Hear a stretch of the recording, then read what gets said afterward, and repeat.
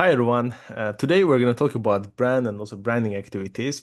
But first, I would like you imagine, let's say it's the weekend and you want to meet with your friend over a coffee, and you have just two options. One is Starbucks and another one is just regular random cafe. I'm pretty sure most of us would probably choose Starbucks. Here, even though the coffee is almost the same, the price in Starbucks is much higher than the regular cafe. And we might ask why. Why do we mostly choose brands than unknown places? Here, the answer, you might think it's the product, it's the quality. Actually, it's not just it, it's also the brand. That's why in today's video, we're going to discuss what is a brand and also some brand building activities the company has been using and why branding matters, as well as some key advantages of branding. So, without further ado, let's start. Okay, now let's start with what is a brand?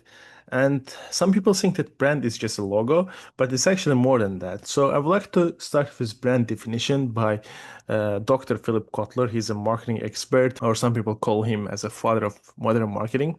So the brand is actually, according to him, it's a name, it's a term, it's a sign or symbol, or combination of them to identify the goods or services of one seller or group of sellers and to differentiate them from competitors. So in reality, it is actually much more than a logo. It is the perceptions the customers have about your brand. It is the trust they build over time, and also it's the emotions they feel about you. So it is actually a combination of lots of different negative and also positive experiences about brand. And also the success of the brand depends on several factors, but in general, the brand should be very genuine, it should be very real and also authentic in what they sell as well as who they are. And some people think that the brand is just mainly the service product, but in reality, almost lots of things needs actually branding. For example, good service, a store needs branding, a person, a celebrity needs branding, a place, or even an organization and also an idea needs branding. And now let's talk about why brands matter. So in general, brands actually create and also deliver two values. First one is functional value, and the second one is the emotional value. The functional value is basically what the product does. For example, think of a car. The car could be fast, reliable, good quality, very durable. And emotional value is about how that brand or product makes you feel. For example, think of a Tesla car. If you own a Tesla car, some people could feel very confident.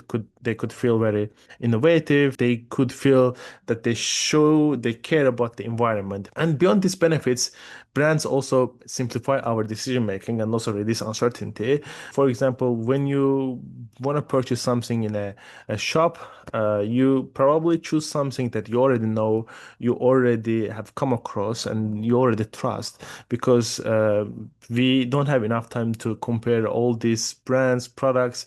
We usually choose something that we already trust. That's why the brands is really important for us to simplify our daily life choices.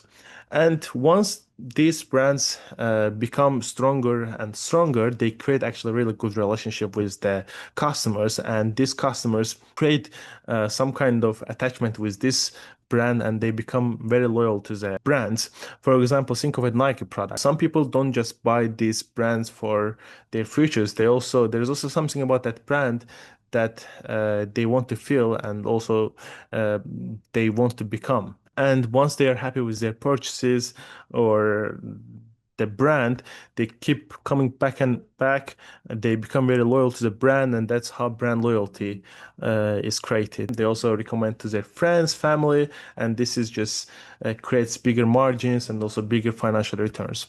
And that's why this companies needs to teach customers and also needs to clearly convey their value in who they are, what they do, and why customers should choose them and why they should care about them. All right, now let's talk about brand building activities.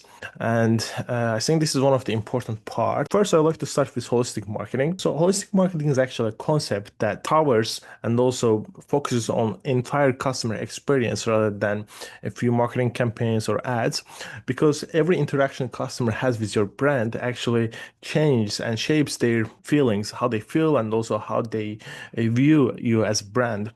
So, that's why there are several steps actually in building building this branding, first I would like to start with brand contacts, or also called as touch points. We all have different touch points with different brands. For example, we can know brand from their website, or from maybe advertisement, or maybe from social media, or maybe even talking to customer service, or from their packaging store, or even online reviews. So this there are lots of different touch points, and every one of them is really important because this actually changes and shapes customers' point of view about the brand. It's either negative or uh, positive. So that's why every interaction is really important, and the companies must make sure that these touch points always create positive experience. And the second one is actually integrated marketing. Integrated marketing is basically making sure that you convey the one consistent message across all other channels. It doesn't matter it's your social media or website or maybe physical store, because consistency actually builds trust, and also consistency helps the customers to remember and also recognize your brand. So that's why integrated marketing is also really important. And the third step is borrowing a brand trust, which is also called secondary associations. So basically, by partnering with trusted brands, celebrities, or different organizations, you can build your brand experience, you can build your brand's trust easily rather than starting from scratch. But there is also a risk here. If your partner or if the celebrity's reputation is damaged, that can also impact your brand's reputations. And the last one, I think this is one of the important, because of my previous experiences, I have seen that some actually companies don't do this, but I think it would be really great if they can do it. So training your employees to deliver the brand promise and making sure that they know your values, the company's values, and they know how to represent your values in front of the customers is really important, because most of the time the employees are the first touch points with the customers. For example, let's think of a salesman. If you want to sell some product to the customer and also salesman will have some kind of interactions. And salesman should always make sure that he or she represent the customer, like company, in a really good way and responds to the customer always solution based and also fast, and making sure that the customer have good experience. There's also saying that every employee is actually marketer of the brand, because they are the brand ambassadors of the brand. So in general, these four steps, having very positive brand touch points and also integrated marketing, making sure the consistent message across all channels, and also borrowing, working, partnering with different brands, and also having good internal branding will be really great steps to build branding. And now I would like to briefly talk about marketing advantages of brands. So once you have really good branding, you almost every marketing campaign you are doing will be really effective. For example, think of Coca-Cola. Whatever marketing campaigns they do, at the end of the day, they have really great branding. Everyone knows Coca-Cola, and they will buy those Coca-Colas without any hesitations. And also, having good branding will create some kind of barriers for other competitors, and you will be less vulnerable to the marketing crisis as well. And also, branding helps the companies to predict and also security of the demand for the long term, and as well as it creates loyal customers, as we mentioned, because branding creates trust, and the trust creates more customers. Once these customers like your product, they recommend your products to their families, friends, and loyal customers, of course, bring larger margins, because once these brands know that you don't compare other competitors, they are more willing to charge you higher prices, because they know that loyal customers are price inelastic. And of course, greater trade cooperation and also opportunities.